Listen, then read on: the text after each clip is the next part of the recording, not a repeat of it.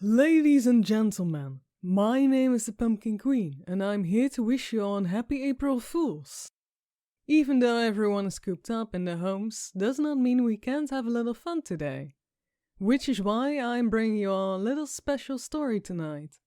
So, let's play a game.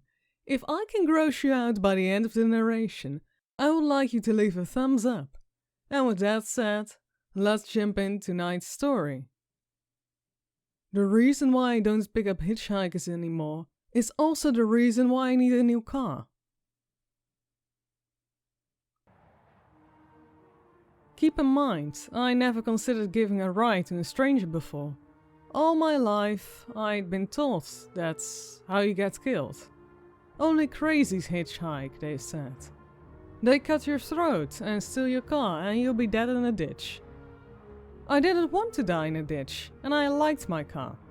But after I left the gas station and I saw the poor guy sitting in the gutter on a Y95 on-ramp, freely holding out his thumb, I made a choice.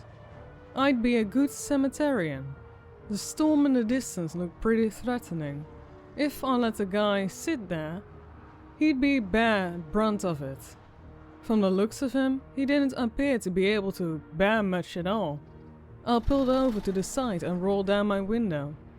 "Where are you looking to go?" I asked him. "Baltimore," he replied. His voice was stronger than his sickly body had suggested, and that gave me a pass. I looked him over again. Dirty jeans, baggy red t-shirt. No bag, no bulges in his pockets. I sighed. "I can get you as far as Philly." He nodded. "Hop in," I told him, unlocking the door. In he hopped. "I'm Colin," he said. "Frank." We didn't talk much for the first few miles. Aside from me asking if he wanted some of my Fritos, I left from my lunch stop in Rhode Island. He took them and crunched away as I drove. He caught me studying him out of the corner of my eye a few times, but he didn't say anything. As the miles tickled away and rain started hitting the windshield, Frank fell asleep. The open bag of Fritos was on his lap.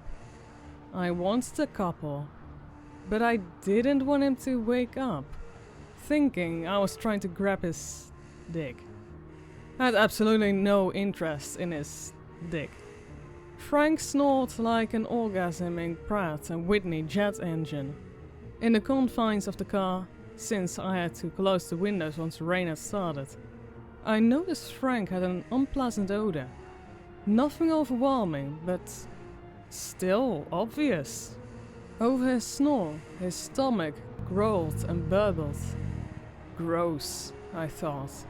Lightning flashed and the wind buffed the side of the car.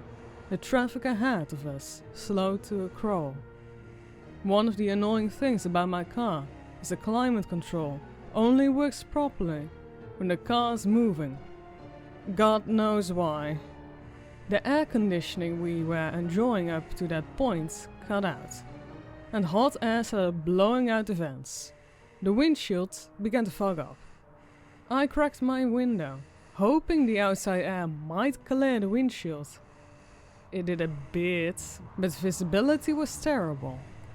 The rain was heavy, and my wipers weren't doing a good job.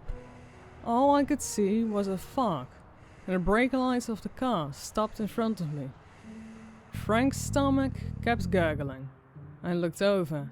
He was awake, staring right ahead. "Are you okay, buddy?" I asked. No response.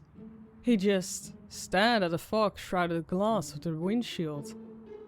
The smell I noticed before had intensified. "Hey, Frank, what's going on? You sick?" Still nothing.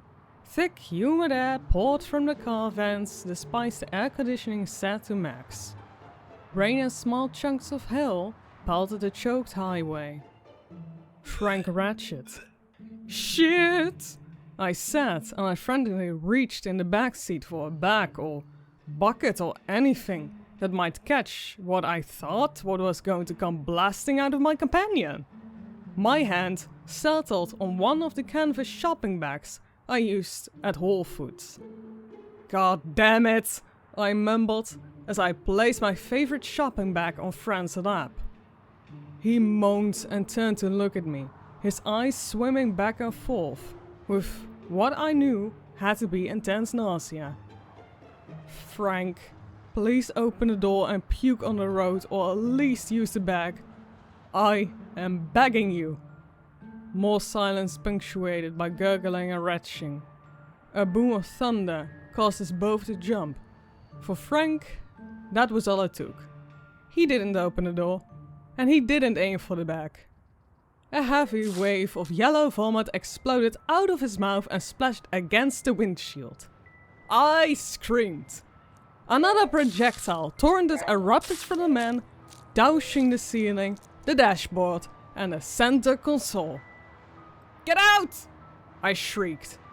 The smell of stomach contents invading my nose and threatening to force my own contribution to the mess. Frank sat back with his head down, pastry slime drooling from his mouth into the Frito bag on his lap. Cars behind me were leaning on their horns. The traffic in front of us had cleared. I poked at the hideousness on the console to turn on my emergency blinkers, then steered onto the median. On my right, I heard Frank choking. I got out of the car and stood in the rain, watching him. If you told me the following 30 seconds actually lasted 3 hours, I would have told you were way off. It felt like a day.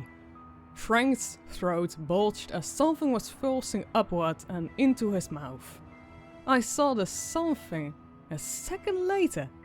A colossal, writhing centipede, as thick as my wrist, began sliding out its passage, eased by the vile lubrication from minutes before. Inch after inch, foot after foot crawled out until it was free. It skidded under the passenger seat. I'd already dialed 9 in 911 when the solid matter entombed in the vomit began to move. Frank groaned and I distinctly heard him mumble, "Not again," as the rain soaked me. I watched as small centipedes crawled through the sludge all over the car, leaving trails as they went. My dialing complete, I waded through 7 rings before dispatcher answered. As I told her about the medical emergency and tried to estimate where on the interstate, Frank abruptly opened the passenger side door and stood on the side of the highway. He was gripping another massive centipede and pulled it out of his throat. I watched it bite his hand over and over until its 2-foot length was exposed. Frank flung it into the dirt. "Sorry about your car, man." Frank called over, the sound of rain, traffic. I haven't had an episode since I was a kid.